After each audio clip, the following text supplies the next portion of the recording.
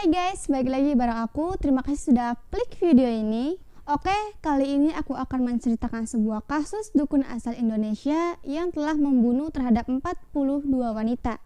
Siapakah dukun itu? Apa yang memotivasinya sehingga dia melakukan perbuatan tersebut? Kalau kalian penasaran, tonton video ini sampai habis dan jangan di skip, oke?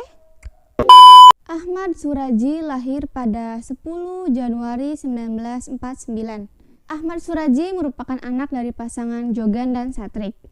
Dia terlahir dengan nama Sagimin. Tapi ya guys, bapaknya ini meninggal pada saat dia berusia 7 bulan. Dia ini lebih dikenal dengan nama Nasib Kelewang. Kenapa? Karena saat si Suraji ini kecil, dia ini pernah tercebur sumur, namun dia ini berhasil selamat. Makanya dia ini dipanggil dengan sebutan Nasib. Nah, sementara panggilan kelewang ini karena dia ini sering mencuri lembu dan kemana-mana selalu membawa kelewang. Saat Suraji berumur 12 tahun, Suraji ini sering mempelajari tentang ilmu perdukunan. Dia belajar dari buku-buku peninggalan mendiang bapaknya yang berprofesi sebagai dukun. Pada saat berumur 27 tahun, Nasib ini menikahi seorang wanita asal Pekanbaru yang bernama Tumini. Setelah menikah, si Nasib ini mengganti namanya menjadi Ahmad Suraji. Dia berharap nama baru itu bisa membawa berkah dan kehidupan yang lebih baik.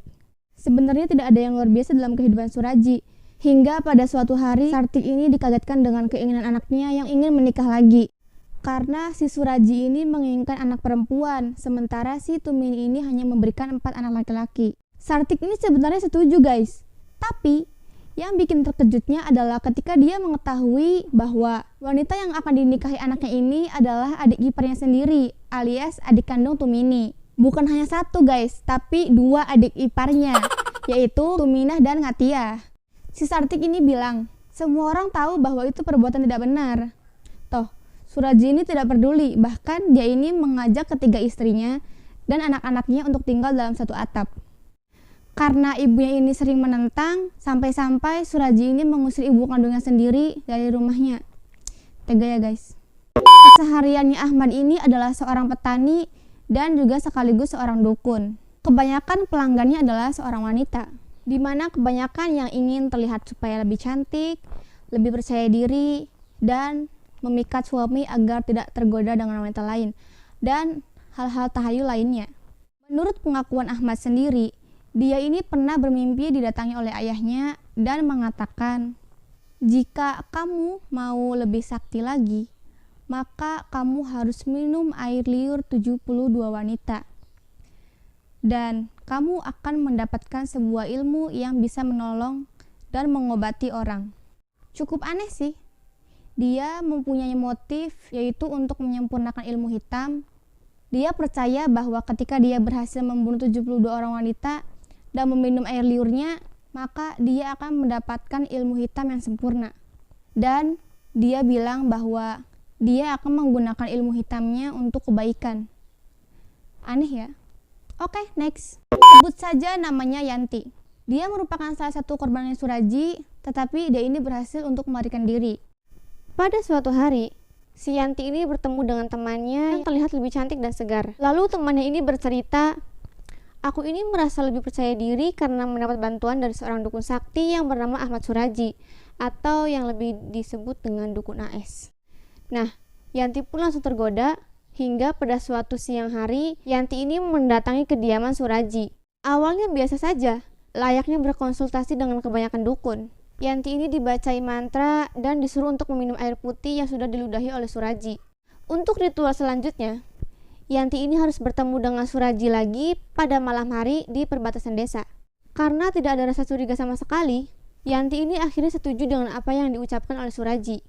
Nah, pada pertemuan itu, Yanti ini diajak ke sebuah ladang tebu yang berada di belakang rumah Suraji, dengan suasana yang sepi dan gelap. Kemudian si Yanti bilang, ritual apa yang mesti dilakukan malam-malam begini? Si Suraji jawab, kalau kau mau ilmu yang sempurna supaya lebih terlihat cantik dan lebih lancar rezeki, ya kau harus mengikuti ritual ini. Semua pasien aku juga melakukannya. Kalau nggak percaya, tanyakan aja sama mereka. Karena pasrah, si Yanti pun nurut aja apa kata Suraji. Iya aja. Sesampainya di tempat yang lebih lapang, Suraji meletakkan sebuah karung dan menghamparkan tikar kecil. Kemudian si Yanti ini disuruh untuk melepas pakaiannya.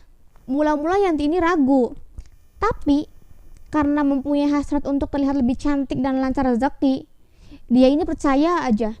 Oke. Kemudian Yanti ini melepas pakaiannya dan dibacakan mantra-mantra. Dari dalam karung, Suraji ini mengeluarkan sekop dan peranti lainnya. Kemudian membuat sebuah lubang galian kecil.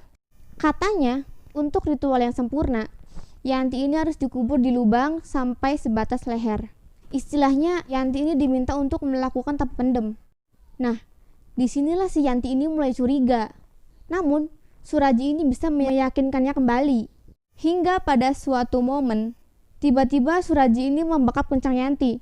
Nah, secara refleks, si Yanti ini melawan karena mengira Suraji ini akan melakukan pelecehan seksual. Suraji ini didorong sampai terjungkal ke lubang galian. Begitu tubuhnya bebas, si Yanti ini langsung memakai pakaian sekadarnya dan langsung melarikan diri.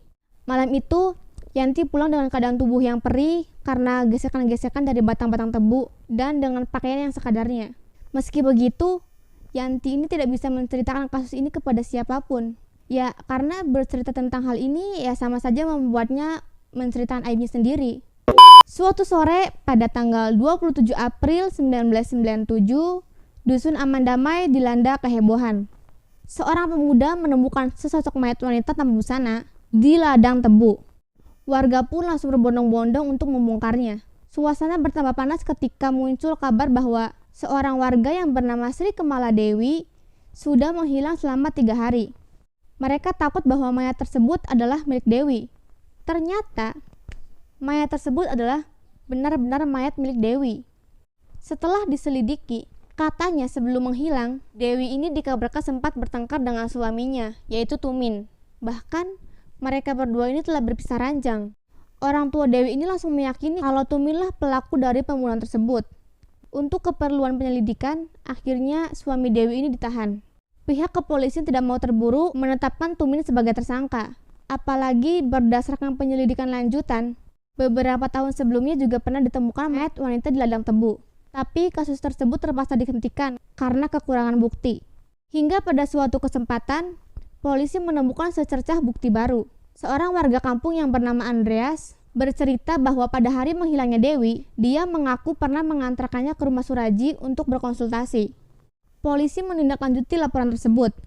Lalu mereka mendatangi kediaman Suraji. Pria yang akrab dipanggil Datuk itu pun mengakui, Dewi memang pernah datang ke rumah saya, tapi selepas maghrib, dia ini pulang ke rumahnya sendiri. Pada saat itu penyelidikan terpaksa dihentikan karena tak cukup bukti. Polisi tak menyerah. Mereka mendalami sejumlah laporan orang hilang dalam beberapa tahun terakhir. Dan ternyata dari sekian banyak orang yang dilaporkan hilang, terdapat satu benang merah. Kebanyakan dari mereka merupakan pasien Suraji. Atas dasar informasi tambahan itu, polisi lalu menggeledah rumah sang dukun. Di sana ditemukan sejumlah pakaian dan perhiasan wanita, salah satunya milik Dewi.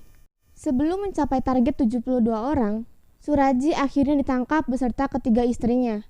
Lewat proses interogasi yang panjang, akhirnya muncul pengakuan dari mulut Suraji. Iya Pak, saya mengaku telah membunuh Dewi. Tapi, polisi ini tidak berhenti di situ. Suraji ini didesak terus oleh kepolisian. Jika semula hanya mengaku membunuh Dewi, Suraji mengaku telah membunuh 16 wanita. Hingga kemudian mengaku lagi menjadi 42 wanita. Setelah mendengar itu, otomatis para penyelidik langsung terpengangah. Mereka bertanya, untuk apa kau membunuh wanita sebanyak itu? Kemudian di hadapan penyelidik, Suraji bercerita bahwa perbuatan itu dilakoninya demi mendapatkan ilmu sakti. Pembunuhan berantai ini dilakukan pada 1986 sampai 1997. Selain membunuh, Suraji juga mengambil barang-barang berharga milik korban. Dalam melakukan aksi biadabnya itu, Suraji ini dibantu oleh istrinya. Namun, tidak semua istri ikut membantu.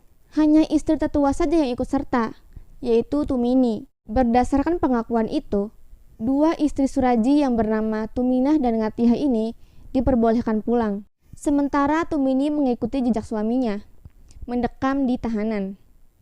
Suraji disidangkan di Pengadilan Negeri Lubuk Pakam pada 22 Desember 1997.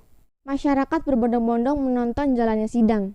Karena saking banyaknya pengunjung, pihak Pemda Deli Serdang sampai menyiapkan 4 tenda besar serta 4 televisi monitor bagi pengunjung yang tidak dapat kebagian tempat duduk di dalam sidang. Emang terniat sih. Selain itu, polisi juga menyiapkan 4 peleton untuk mengamankan jalannya sidang.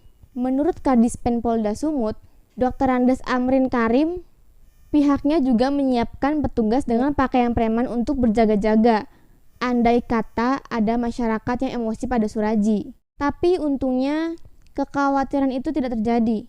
Kebanyakan pengunjung sidang yang jumlahnya mencapai ratusan orang itu bukan berniat menyimak sidang, melainkan sekedar melihat tampang datuk. Karena ada salah satu pengunjung bilang, "Saya sih penasaran aja, kayak apa sih?" Pada persidangan 24 April 1998, Majelis Hakim menjatuhkan putusannya. Kami, Majelis Hakim, memutuskan saudara terdakwa dijatuhi hukuman mati.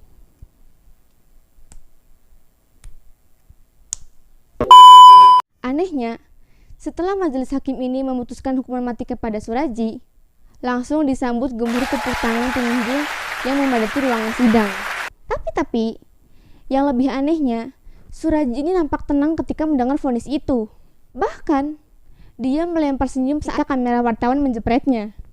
Upaya banding dilakukan Suradji. Namun, pengajuan bandingnya ditolak oleh Pengadilan Tinggi Sumut pada 27 Juli 1998. Dan juga ditolak oleh Mahkamah Agung pada 27 September 2000. Istri pertamanya tersebut mendapat vonis hukuman seumur hidup. Selama menunggu pelaksanaan eksekusi hukuman mati, Suradji terlihat tenang dan sabar. Sehari-hari dia memelihara ikan di kolam yang disediakan oleh pihak LP kelas 1 Tanjung Gusta. Suradji juga mendapat bimbingan rohani khusus dan dikabarkan telah membuang semua ilmu kebatinannya. Dan pada 10 Juli 2008, eksekusi hukuman mati dilakukan. Sekitar jam 10 malam, Suradji dihadapkan di depan 12 orang anggota regu tembak. 3 peluru bersarang di dadanya. Dan 3 peluru yang menjadi akhir dari perjalanan hidup Suradji. Dengan berakhirnya hidup Ahmad Suradji, maka berlahirlah sudah kisah dukun pengumpul air liur. Bayangkan saja, kamu membunuh 72 orang, lalu mendapatkan ilmu hitam, dan akhirnya menyelamatkan orang. Buat apa? Oke guys, segitu aja video dari aku. Gimana tanggapan kalian? Boleh komen di bawah. Dan kalau kalian suka dengan video ini, klik tombol like di bawah. Please subscribe supaya channel aku makin berkembang guys. Share video ini ke teman-teman kalian. Dan jangan lupa tekan tombol notifikasinya supaya kalian tahu kalau aku upload video baru. Sampai jumpa di next video. Bye-bye.